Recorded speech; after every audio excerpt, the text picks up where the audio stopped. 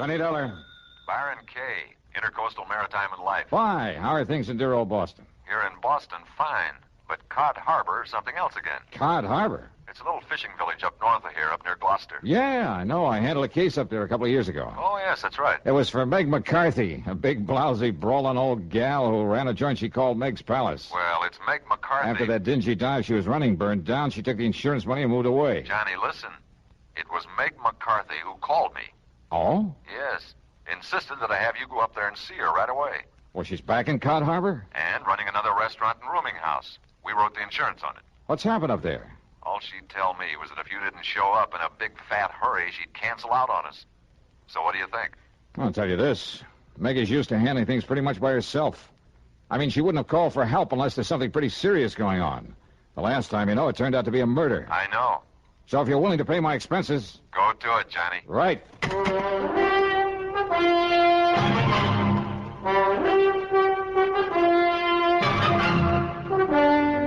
CBS Radio brings you Bob Bailey in the exciting adventures of the man with the action-packed expense account, America's fabulous freelance insurance investigator. Yours truly, Johnny Dollar.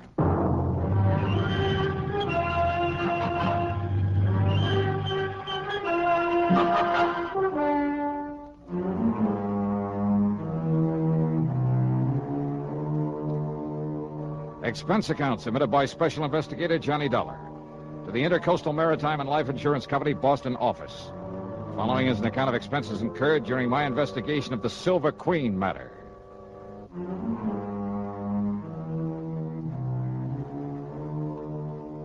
Cod Harbor is on the coast up near the famous old town of Gloucester, Mass. Transportation facilities are practically nil, so I decided to go up there in my own car. Item one on the old expense account then is $4.95 for gas, and having got an early start, I arrived there shortly after noon. Yeah, it's quite a colorful spot, Cod Harbor, if you could somehow manage to lose your sense of smell. Or maybe if you were an artist bent on painting a picturesque waterfront. The residential section on a low hill a couple of 100 yards back from the beach consisted of a scattering of weather-beaten shacks. On the long wharf at the water's edge was an ice plant, a packing house, and a ship's chandler. At the end of the wharf, the disreputable-looking cafe and boarding house known as Meg's Palace. Alongside the piers that stuck out into the harbor were the really important part of the village, the fishing boats. There were schooners dating back to the last century and still carrying sail. There were power boats in all shapes and sizes, from 18-foot outboards to 80-foot diesel jobs. All of them used for only one thing, fishing the banks far out in the Atlantic with seines and trawls and trot lines. I walked on over to Meg's Palace, wondering how much the old gal had changed since I saw her last. You know something? Meg McCarthy hadn't changed one bit. And you just listen here now to me, you lot here, blood. Meg, put down that blasted skin and leave me explain. Explain, huh? Just on account of you and that scurvy crew of swabs on that stinking tub of yours made a decent catch for once. It's no good excuse for coming over here to get drunk all over me lovely place. Ah, you crazy old biddy, will you listen to me? No! But I tell you, I'll pay you the money. I'll pay you double for them few dishes and the broken-down table they busted up on you. And I tell you to keep your dirty, offensive little money to yourself, Captain Andy, and get out of here and never come back. Now get! Meg, put down that frying pan. That's right square on the top of your filthy head, I'll lay it. No, Meg, Now get before I lose this me temper and forget I'm a lady. You hear me? I see tell this. you, Meg, if you start throwing them things at me, I go down. Back on here, and you stay out of here, or to help me, I'll kill how you from stem to stem. All right. I'm leaving Meg as fast as I can. Leave me out of this here now, madhouse. Ha! Now maybe we'll have some peace and quiet around here for... Hey. Now who are you standing there in the shadows? Get out! All right, Meg, just knock it off. Oh, knock it off, is it? Well, I'll show you sneaking in here like a... Oh, it's me love, me darling, me sweetheart, me Johnny boy. Yeah, hiya, Meg. Still throwing your weight around, huh? Ah, darling, they're like a brood of crazy, troublesome kids they are, the men that puts to sea. And I loves every blinking, bloomin', worthless one of them. Oh, you do, huh? Well, of course I do. That's why I makes them toe the mark the way I does. Somebody's got to love 'em and mother 'em and keep 'em in line. especially Captain Andy. The man who just left? That's the one I mean. Oh, come now. Come sit down and have a cup of this here delicious coffee I just brewed up in the pot. Yeah, sure, why not? It'll put some hair on your chest and build up your strength on the cutting. You'll be needing it. Ah? That is, if that Marty Silver finds out you're up and around these parts. Marty Silver? Sure, and he owns the Silver Queen, that leaky old tub that sits down alongside Pier number 7. But here now, you have yourself a cup of this nice, aromatical, hot, strong coffee. Yeah, thanks.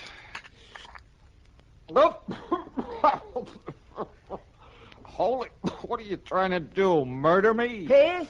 Good grief. Well, now, just a minute, me fine young, fair-feathered friend. Is it a snide and despairing remarks you be making about me lovely coffee, You is call it rat poison coffee? I'm most certain. Now, just you look here, you hairy-brained young incompetent. No wonder there's trouble up here in Cod Harbor. Oh, is that so? Well, if you think I'm going to let you sit here and make degrading remarks about me cooking... Okay, Meg, okay. Stop waving that coffee pot and settle down. Just you listen, you swab-headed young whisker Forget it, snapper. will you? Pipe down. Quiet, will you? Now, sit down. Yes, darling. Okay. Oh, Johnny.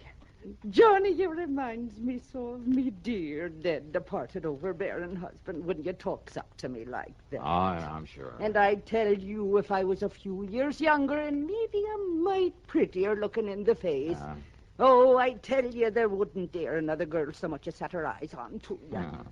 Oh, that's true, Johnny. Okay, Meg. But now what about this Marty Silver? Captain Marty Silver, he calls himself. And he sailed in here a few days ago from up to Gloucester, he says, in that tub he calls the Silver Queen. Says he wants to sell the old wreck. Aye, and that he will, Maggie. And who invited you in here again, Captain Andy? There's already 2 or 3 suckers bidding up to buy the old wreck from him. He's pushing them hard to make a sale, he is. Then Andrew P. Hogginham, you keep them from buying it until Johnny Dollar here gets through his investigation. Investigating? Well, now, where's your manners? Shake hands with him. This here's Mr. Johnny Dollar, me lover boy from way back. Yeah, hiya, Captain. Lover boy? Him? That pasty-faced landlubber like him? Just you mind your manners, Andy, and get out here and don't let none of them boys buy the Silver Queen. Not yet. Now, look here, Meg. Go on with you. Or do I got to throw you out again? Whatever you say, Meg. But I warn you, woman, if you're being untrue to me in favor of this here Johnny Dollar... Ain't he handsome, Johnny boy? And we don't make it generally known, but Captain Andy is me very own fiancé. No. Yes, sir. And all this time I thought you only had eyes for me. Oh, well, now, Johnny... Okay. Now just tell me about this Captain Marty Silver. Well, now, listen, darling. If Marty Silver finds out that I sent for you... If he finds out you're here to investigate him... Investigating for what? Come on, Meg, you're beating around the bush. Oh, it's because I hate the word. Because I'm afeard of it. What word? Murder. Oh, well, I can't say that I... What? Yes, Johnny. Murder. And now, Act 2 of yours truly, Johnny Dollar.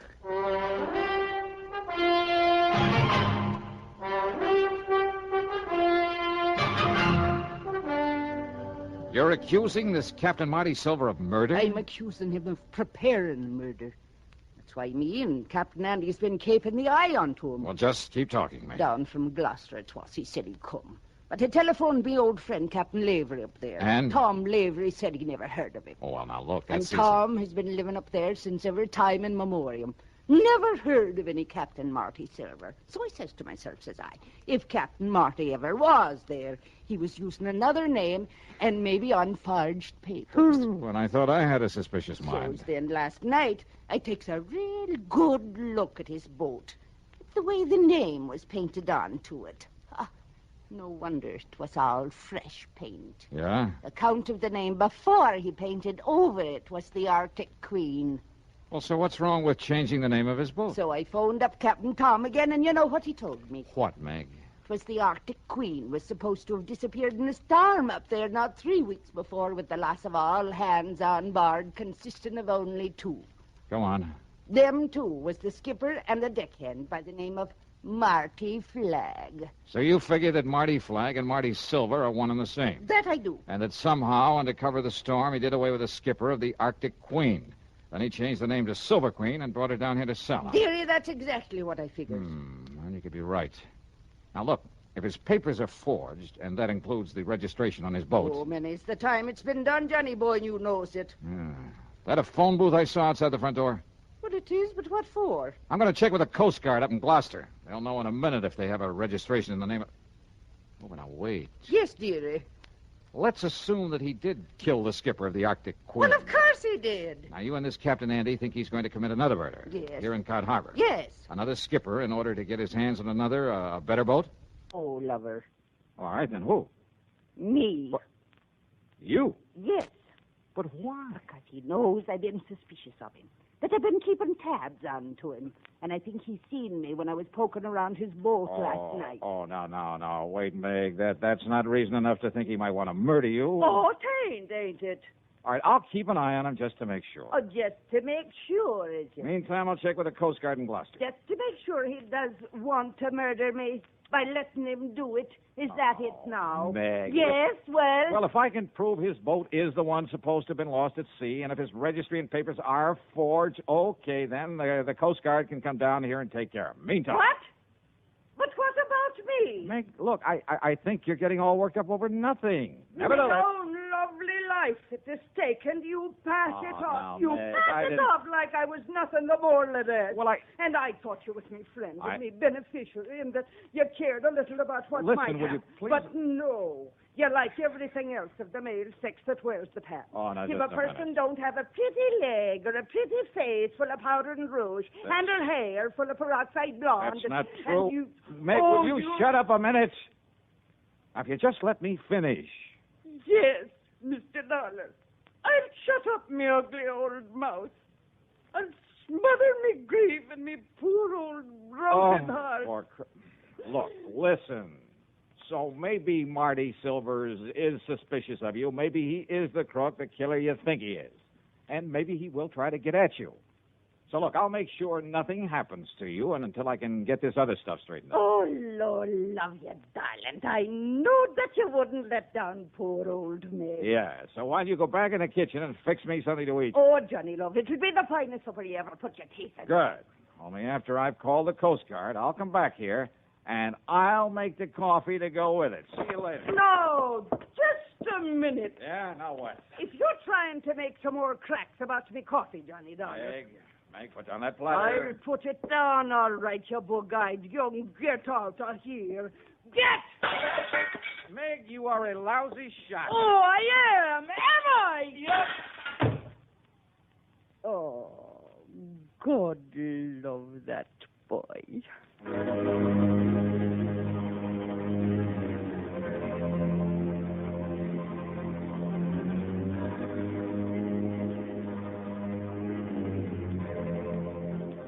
My call to the Coast Guard proved that Meg was right, 100%. They'd never heard of a Captain Marty Silver, had no record of him whatsoever. As for the boat, well, it was pretty obvious now that he must have killed the skipper of it in order to steal it, bring it down here to sell. I promised them that I'd do nothing to alarm Silver to scare him away, but that I would keep tabs on him until they could come down here and arrest him. But I had to break that promise because of what happened exactly 2 minutes later. Yeah, right after I hung up that phone.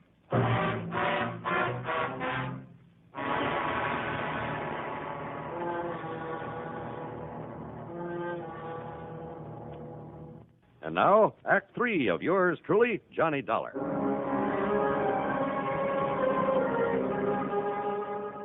I left the outside phone booth and walked back into Meg's Palace Cafe. It was still cluttered with the pots and pans and crockery that she loved to throw at anyone who happened to disagree with her. In this case, it was Captain Andy and me, her lover boys. I heard a lot of activity off in the kitchen where she'd promised to cook me something to eat, and I hoped she'd hurry because I was hungry. But then I heard a door slam somewhere in the back and footsteps on the boardwalk that I knew led down to the piers. I wondered if she changed her mind about fixing that meal for me. But when I got to the kitchen... Meg, what's happened? What happened here? Oh, Johnny boy. Thank heaven you got here and scared him away. Who? If he hadn't heard you coming in the front, he would have killed me for sure. Marty Silver. Oh, he must have been hiding away here in the kitchen. He must have heard everything me and you were saying about him. All right, here now. Let me help you up in this chair. It's all right, darling. I think I can make it. But when I get a hold of that... There you are. But I thought Captain Andy said that Silvers was down at the dock trying to sell that boat.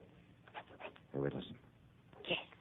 Stay right here, Meg, while I get in the back of that door. What? What is it? Listen. Out of my way, Dollar. Meg, I just seen Monty Silver coming up. Meg, who done this to you? Marty Silver, Captain. I'll kill him for this. Oh, Meg, me pet, are you all right? Yes, I'm all right. But where was you when Marty Silver come in here and attacked me? Like you told me to. I went back to the dock to keep an eye on him. He was right here in the kitchen. And when I went out to phone the Coast Guard... Oh, Maggie, darling, did he hurt you I bad? told you I'm all right. But if Johnny hadn't come back in here... Oh, I'll kill that dirty Hey, rotten... Captain, you said you saw him leaving here. That I did. Where'd he go? Down to the dock, to the Silver Queen. Well, he may have ideas for taking off, getting away from here. Well, of course, you barnacle-brained pair of... Look, What? look there, out of the window. Yeah, you're right. Of course I'm right. That's the Silver Queen headed out to sea. Come on, Captain Andy, we're going after him. But he's got a start on us, a head start. And with the darkness and night coming on... Well, standing here talking about it won't get us anywhere. Come on.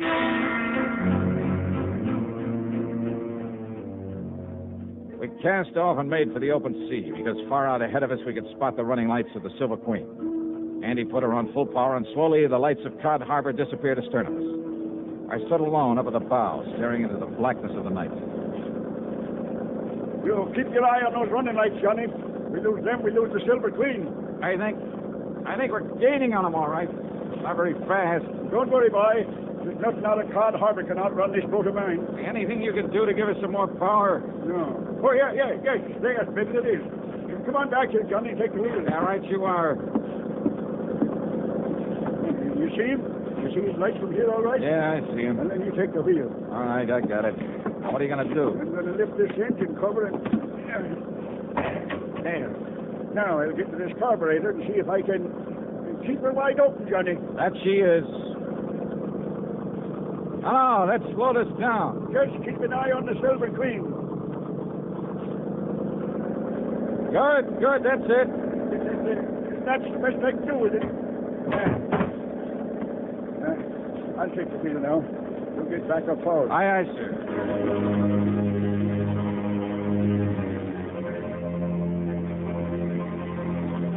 As we slowly but surely pulled up on her, I could see the vague shape of Captain Marty Silver at the wheel. I could see him turn and look back at us now and then. Just a few more minutes and we'd overtake the Queen. But if Silver had a gun, I eased my .38 out of the holster, made sure I had a full load, just in case. And then it suddenly occurred to me that if he could see us and our lights were far brighter than those of the Queen. I went on back to Captain Andy at the wheel. You don't be long now, Johnny boy. Hey, where's the switch to the cabin lights? Yes? If Silver is armed, then when we get up close to him, he'll be able to pick us off like ducks in a shooting gallery. You're right. The switch is right there inside the... No, look. Huh? Silver has turned them off. Turned off all these lights. We lose him. We'll never catch him now. Won't we? Hey, doesn't the spotlight work? Sure it does. Turn it on. I'll put out the other light. Good. Hey, where's the switch for this spotlight? Here. Running lights. Now the cabin lights. The switch, Captain. Now we're just as black as she The is. switch for the... Oh, here it is. Now swing that lighter on, Johnny, so you cover the whole horizon with it. Right. When you get it on him, I'll... Hey, what's that? It's coming about. It's going to run us down. I see it. Shove the wheel hard to port. Give it a gas. I am. But he's got us in a turn. We're losing way.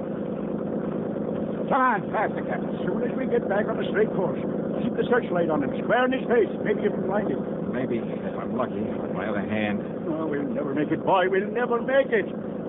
Now, hold it steady. But he'll ram us right across the Hold it steady. But, Johnny, don't you see?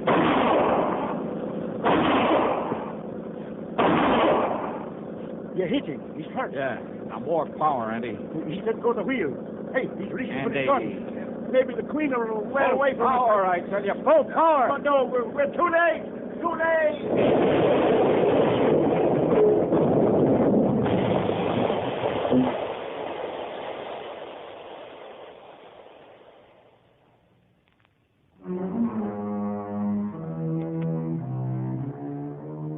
Well, I suppose I ought to make some crack about it being a long swim back to Cod Harbor. But I won't because it wasn't. The Silver Queen sank like a rock, and with the help of the spotlight, we finally managed to find and pick up the body of Marty Silver. Then, with both Andy and me bailing like mad, we slowly limped on back to port. And that's about it. Expense account total, including room and board at Meg's Palace and another tank full of gas, $58.35. Yours truly, Johnny Dollar.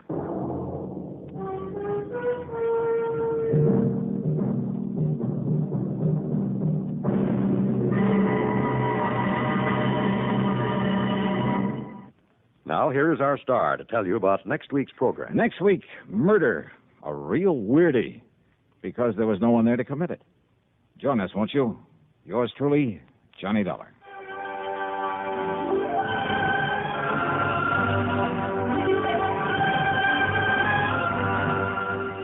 Yours truly, Johnny Dollar, starring Bob Bailey, originates in Hollywood and is written, produced, and directed by Jack Johnstone.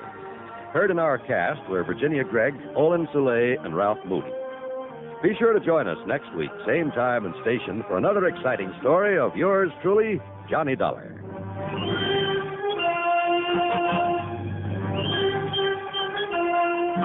This is John Wald speaking.